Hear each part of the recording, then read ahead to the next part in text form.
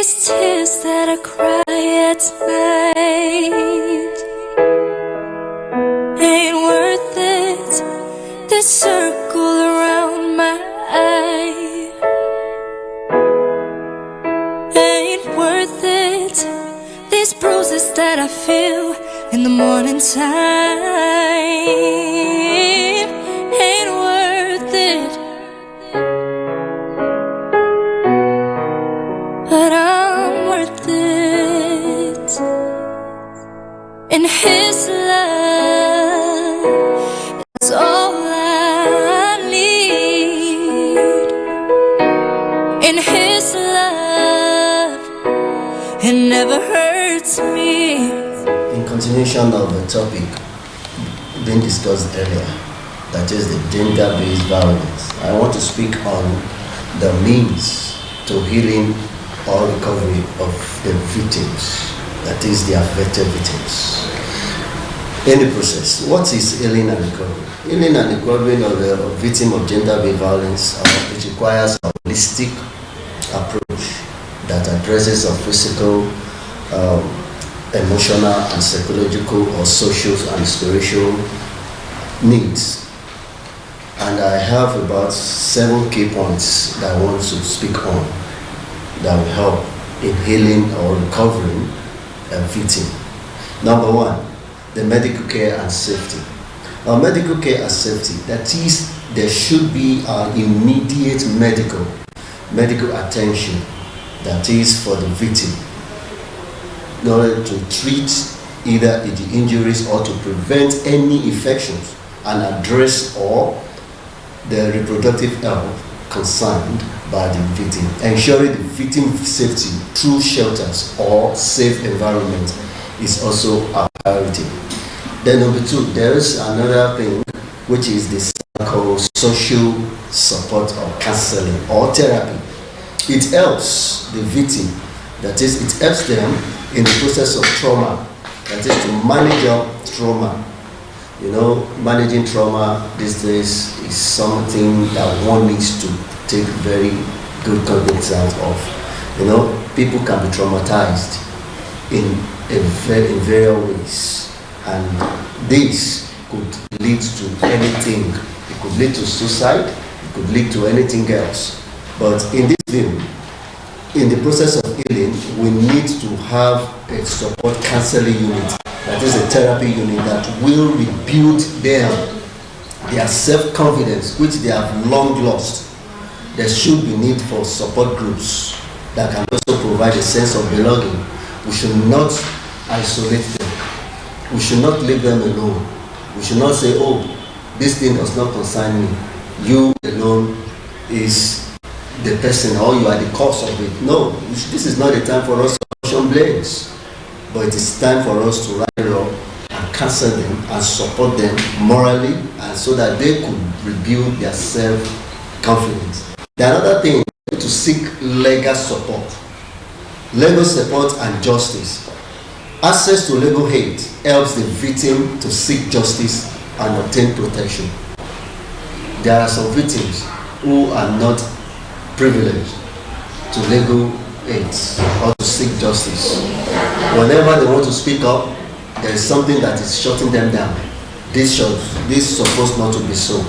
They have to be allowed access to legal support and justice. Justice in the sense that the perpetrator of this evil should be held responsible and accountable for the offense committed and should be punished according to the law. Number 3, there has to be family and community support. A victim is a member of a family, and what happens to him happens to all the family. Even he is also a member of a society or a community, because he or she resides in the community. So whatever happens to him also happens to them. In the Holy Gospel or in the Bible, there is a portion that says we should bear one another's body. That's said by Apostle Paul. I was talking to the people in the Ephesians. Said we should bear our brother's body. So whatever happens to the head happens to the whole body. So there should be a family and community support for a victim.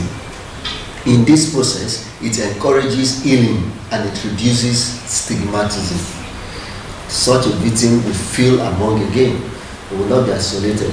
Once he is being rallied around by the community and the family also, they can stand up for him, he or she will feel a sense of belonging.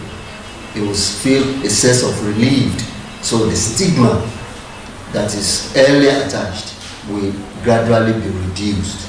Then we should economically empower such a victim. And it says that we should provide training for such victim. What kind of training? If such a victim wants to go into skill, then we should reinforce him or her with some substantial amount of money and provide the skill that he or she will learn. Then if we also go back to school, then we should be able to sponsor through the aids of some groups.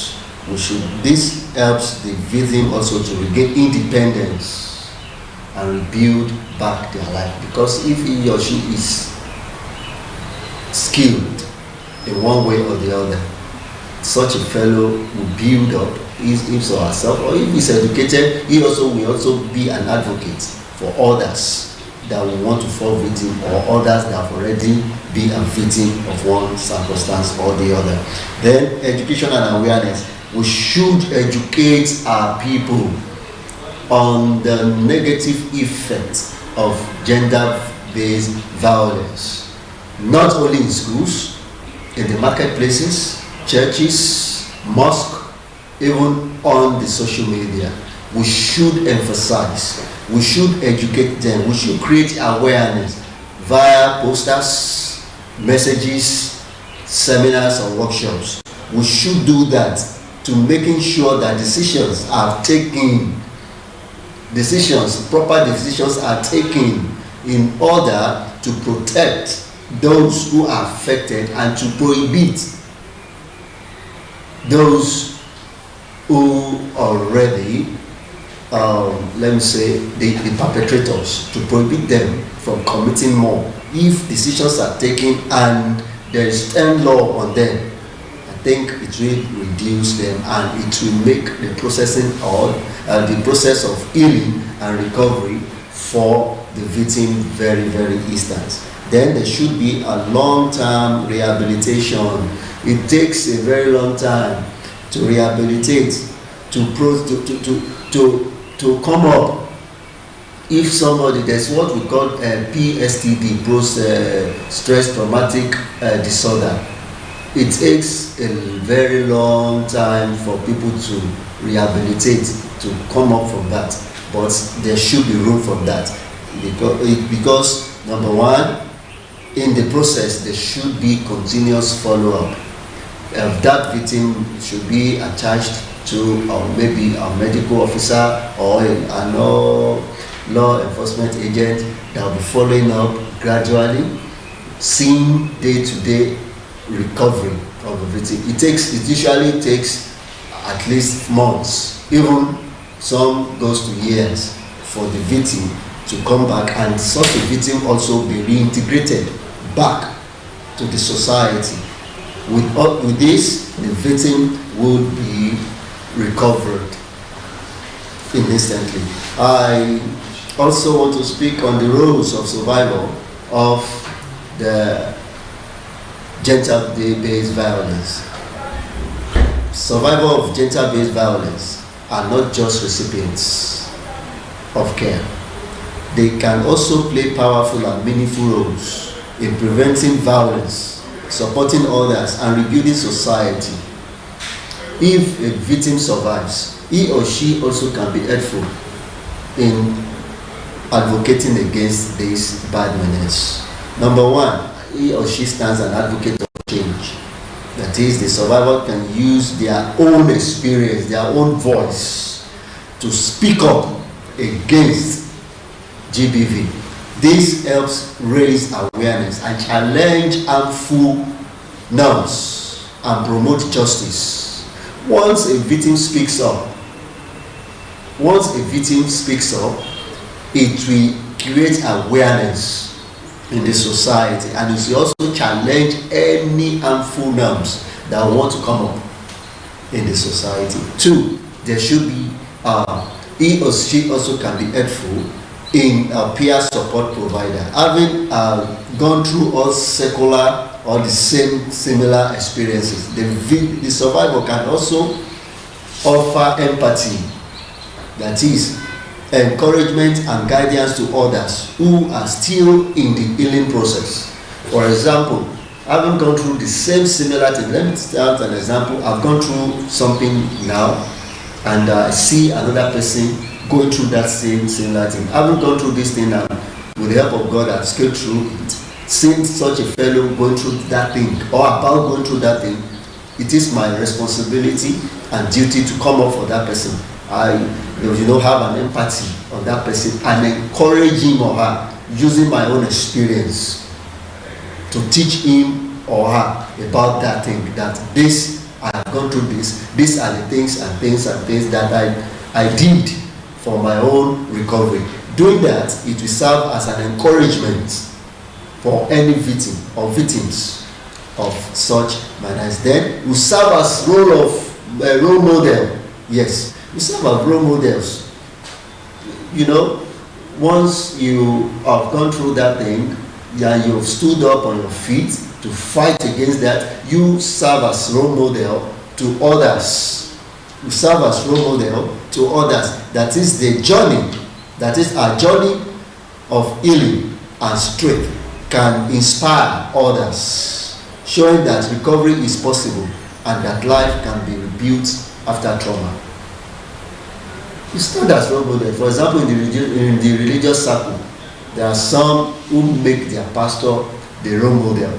That is, they want to model their life the same way the pastor is. So also, once a survivor, or you have survived such incidents, you serve as a role model to others. There's other victims, they see you as a role model, that no, I cannot die in this. Since this person survived this, I also will also survive. So it will serve as an inspiration. It will inspire or motivate that victim also to recover quickly, and that trauma also can be recovered from. Then you serve as an agent in the society or in community, transformation agent, not destroying. That is, you help in challenging stigmas, promoting gender equality. I want to speak a little bit about that gender equality. In the Western world, nobody is above the other. You don't see any female lesser than the male. But if you come into the Africa, maybe our culture, it doesn't give room for the female counterparts. They see them as lesser being than the male counterpart. Seeing that is a very bad thing, and it causes this what we are talking about. But if there is equality, what a man can do, the female also can do better, even the best. We have seen a lot of female who rule the world, who rule the country, who are prime ministers, who are presidents, and who are ministers, who are deputy governors, even the female speaker. We have seen them. So there should be gender equality. There should be equality. No one should be above others. Everyone should be equal. Everyone should be treated the same way. They should be sent to the same university. There must not be a different school for them. No, there should be the same right the male counterpart they have. They also have the same right. They also should be allowed to have the same right, and encourage respectful relationship. That is another thing I also want to talk about. Most of us, we do not have a very good relationship. They don't have a good relationship. Most don't respect others in their relationship. They just shut down somebody. If, for example, as a boy, I want to talk to the female, just thinking that he or she is not relevant, we just shut him down. So then we should build a support network. That is, they can help to form or strengthen support group, safe space and community-based initiative for healing and protection. Note, survivors should not or never be pressured into this road. Healing comes first, and involvement should always be voluntary, safe, and at their own pace. In essence, survivors of GBV can become powerful voices for healing, hope, and change, both themselves and for the society. Thank you very much. And His love is all I need. In His love, it never hurts me.